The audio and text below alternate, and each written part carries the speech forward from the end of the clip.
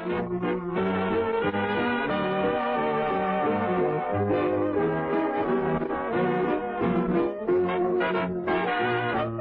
a lovely day today, so whatever you've got to do, you got a lovely day to do it in, that's true.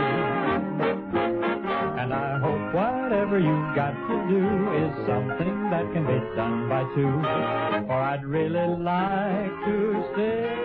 Welcome to Ask Aunt Ann. It's a lovely day here, and I hope it's a lovely day where you are.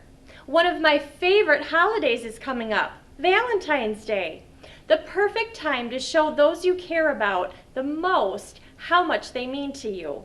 On today's show, we'll be going into the kitchen to make a tasty and beautiful treat, white chocolate and cranberry pâte de crème. I'll be making a Valentine's gift for Jimmy, and we'll show you how to create a fun Valentine wreath for your door, so please stay with us. Here's our first letter. Dear Aunt Ann, I've been dating a very special guy for the last year, and I'd like to make him a special Valentine's Day gift. My problem is that I want it to be something useful, and there doesn't seem to be too many crafts out there that most guys would like. Help. Teresa Kleinfelter from Hammond. Well, Teresa, I think we have a lot in common. I've been working on a really special project to give Jimmy for Valentine's Day, and I think it would work for you too. We have a really special picture from our holiday show, and I thought it would be perfect for this project. It's a clock. It really wasn't very difficult to make at all. First, you'll need your favorite photo, and using a graphics program like Photoshop, add numbers and any text you want. If you don't want to do the numbers in a graphics program, you can find stick-on numbers. In fact, mine came with numbers included. Then I suggest you have your photo professionally printed for a nice, crisp, bright finish. Most big box stores will print large photos at very reasonable prices. Next, you'll need the clock parts. These can be purchased from most hobby stores or online. They aren't very expensive at all. Next, you'll need a piece of 1/8 inch MDF board. They sell it in sheets at most home stores, and they will even cut it for you. Or you can purchase one at a hobby store. It may cost a little more, but the one I purchased came ready to hang. When you have all your materials, paint the edges of your board. Sand first if it's rough. Once the paint is dry, completely cover the wood in Mod Podge and then attach your photo. If there are bubbles, place a piece of parchment paper over the photo and gently rub the bubbles out. Allow the first layer of Mod Podge to dry, then cover the top of the photo in Mod Podge. It will be white when you apply it, but it will dry clear. When it's dry, decide where you want the center of your clock. Mark and drill a hole large enough to fit the mechanism, making sure to drill from the top so any rough edges will be on the back side. Next, add your clock parts and you're done. This would be great for Mother's Day, Father's Day, wedding gifts, or so many other special occasions. So Teresa, find a photo that has special meaning for your special guy and he'll love your gift. I sure hope Jimmy likes this one. Our next letter is from Diane Kolstad in Mount Calvary. She writes, Dear Aunt Ann, I have a special Valentine's Day dinner planned for my husband, and I have everything selected except for dessert. I need something spectacular and different. Any suggestions? Diane, I just found this recipe and I think it will be a perfect ending for your dinner. It's white chocolate and cranberry pâte de crème. In case you're not familiar with that term, it's basically a light velvety custard that cooks have been making since the 17th century. Usually it's made with dark chocolate, but I like this version for Valentine's Day. The color is beautiful with the red cranberry filling. Here's what you'll need for the chocolate layer. 1 cup whipping cream, 3 ounces white chocolate chopped, 3 tablespoons of sugar, 2 egg yolks, 1/2 teaspoon of vanilla. Now, in a small heavy saucepan, combine the cream, the chocolate, and the sugar. Cook and stir over medium heat for about 5 minutes or until the mixture comes to a full boil and thickens. Remove from the heat. In a medium bowl, lightly beat the egg yolks with a fork. Gradually stir about half of the hot mixture into the egg yolks. This is really important. You don't want to cook those eggs, so only half and slowly. Return egg yolk mixture to the saucepan. Cook and stir for 2 minutes. Take the pan off the heat and stir in the vanilla. Cool slightly. Now divide the chocolate mixture evenly among 8 2 to 3 ounce glasses, dishes, pot de creme cups, or ramekins. I used champagne flutes, so mine are slightly larger. Cover and chill for about 2 hours or until firm. Now let's make the cranberry layer. You'll need 1 12-ounce package of fresh cranberries, 1 1/4 cup sugar, 1/4 cup cranberry juice, 1 teaspoon finely shredded orange peel. To do this, use a microplane rasp grater. This is as fine as you can get it. 2 teaspoons of lemon juice, 1/4 teaspoon ground cinnamon, 1/8 teaspoon ground ginger, 1/8 teaspoon ground cloves. Now in a medium saucepan, combine all ingredients and bring to a boil. Reduce heat and simmer uncovered for about 10 minutes or until thickened. Transfer filling to a medium bowl. Cover and chill for 2 hours. Once it is chilled, transfer to a blender or food processor. Cover and blend or process until smooth. Now spoon into the chilled white chocolate and chill for 4 hours or overnight. The recipe called for half chocolate and half cranberry, but I thought that ration overpowered the chocolate, so I used less. Experiment and see what you prefer. To make this even more special, I sprayed this product on the glass. It's made for cake decorating and it's edible, so no worries if it gets on the food. The perfect ending to a great meal. I hope you and your husband enjoy it. Does your house look a little sad after you take down your Christmas decorations? Mine too. So I always decorate for Valentine's Day to ease that transition. Of course, no holiday decorating would be complete without a wreath on my door. Here's the one I'm hanging this year. This argyle pattern is so pretty and it's easy to do. If you want to make one, here's what you'll need. A wreath form. Mine is a 12-inch styrofoam form. Yarn, felt in 2 different colors, a heart template, marker or fabric pen, scissors, and a hot glue gun. First, wrap your wreath with yarn and tie the end of yarn in a knot or secure the end with hot glue. If you use a straw wreath, keep the plastic on. It will be easier to wrap that way. Now trace your heart template on the felt and cut the hearts out. For the 12-inch form, I used 10 hearts or 5 of each color. But remember, the number of hearts you need depends upon the size of your wreath. Arrange the hearts around the front of the wreath, spacing them out evenly in an upside down, right side up pattern. Then, using the glue gun, secure the hearts to the wreath. Next, hot glue the end of a new piece of yarn to the back of the wreath and wrap around the wreath, crossing over each of the felt hearts on the diagonal. When you get all the way around your wreath, cut the yarn and glue the end to the back of your wreath with hot glue. Repeat the last step, but cross the felt hearts along the other diagonal, forming an X over each heart. You will be able to adjust the yarn X's slightly once the wrapping and gluing is complete. You can add a hanging ribbon if you'd like, and that's it. Isn't it lovely? Argyle is one of my favorite patterns. In case you're not familiar with it, it's typically an overlay of intercrossing lines on solid diamonds. The Argyle pattern is derived from the tartan of Clan Campbell of Argyle in western Scotland. It is often seen on the patterned socks worn by Scottish Highlanders. These were generally known as tartan hose. Argyle knitwear became fashionable in Great Britain and then the USA after the First World War.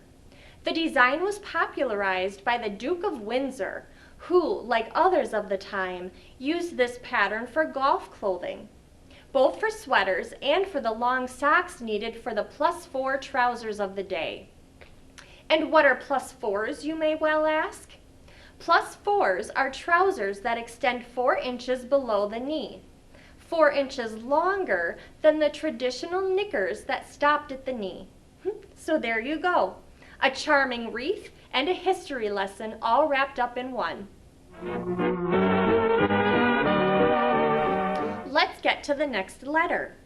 It's from Amanda Olson in Poughkeepsie.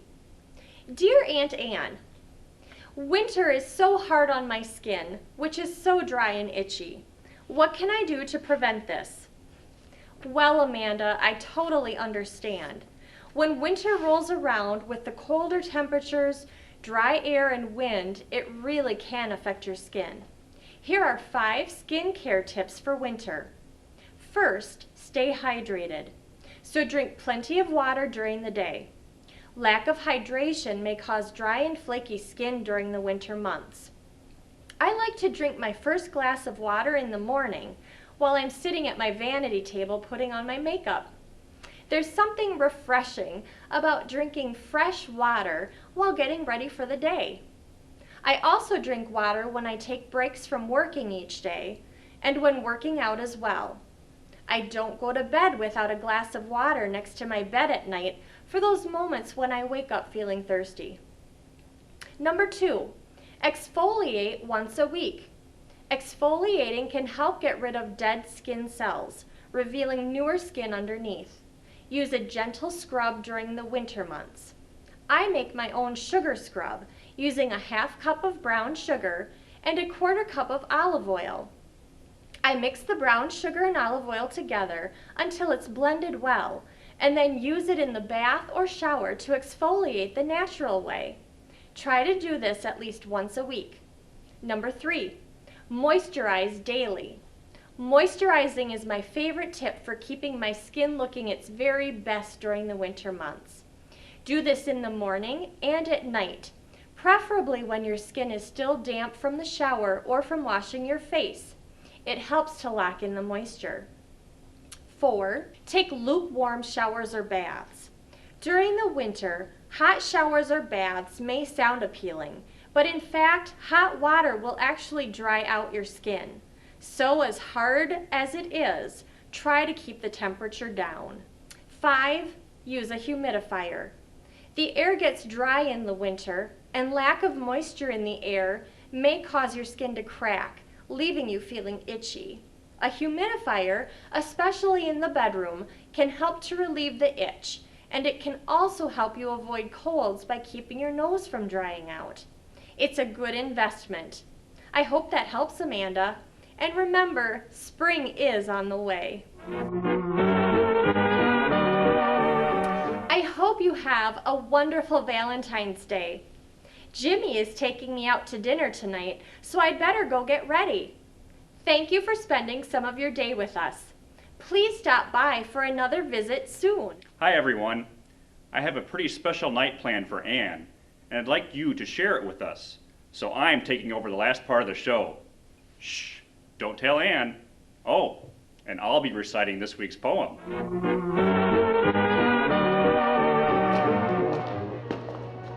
Oh, gosh, Jimmy, are you sure this restaurant is open? It doesn't look like there are many people here. Yes, I made a special reservation. Everything's all set. Oh my gosh, how beautiful! Not as beautiful as you. Oh, Jimmy, you're so sweet.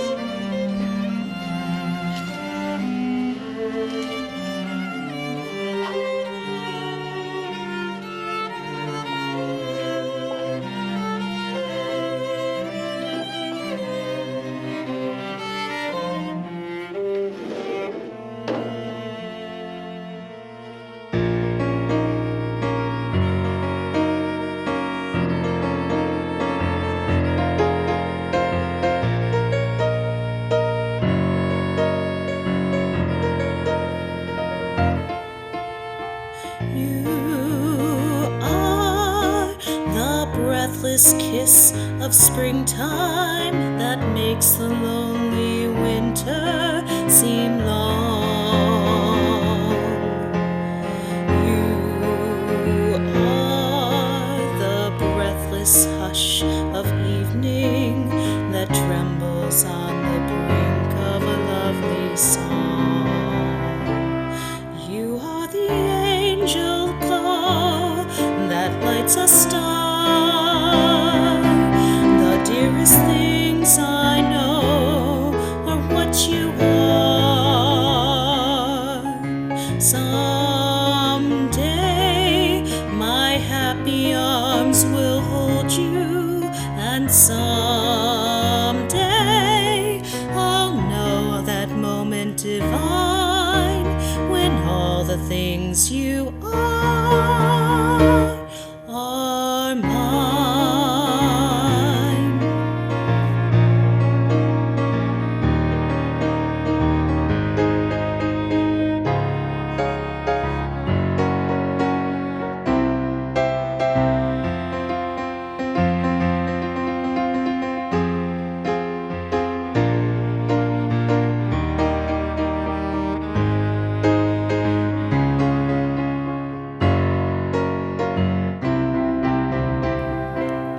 You are the angel glow that lights a star. The dearest things I know are what you are. Someday my happy arms will hold you, and someday I'll know that moment divine when all the things you are mine.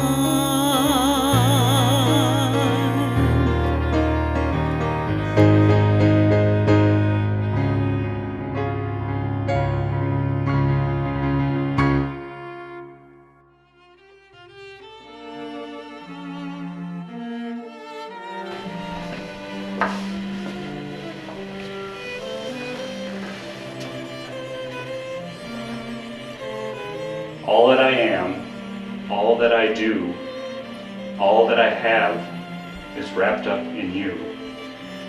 All of our future, all we will be, rests on this precious moment.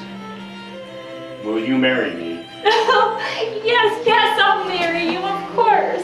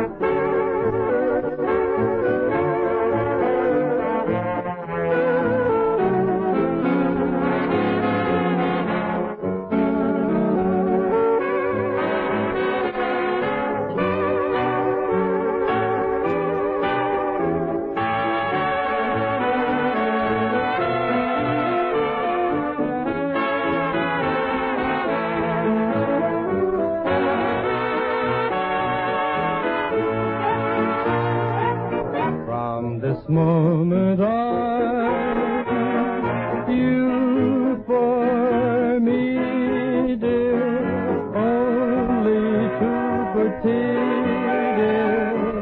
From this moment on, from this happy day, no more blue songs, only hoop-de-doo songs. From this moment on, for you've got the love I need so much.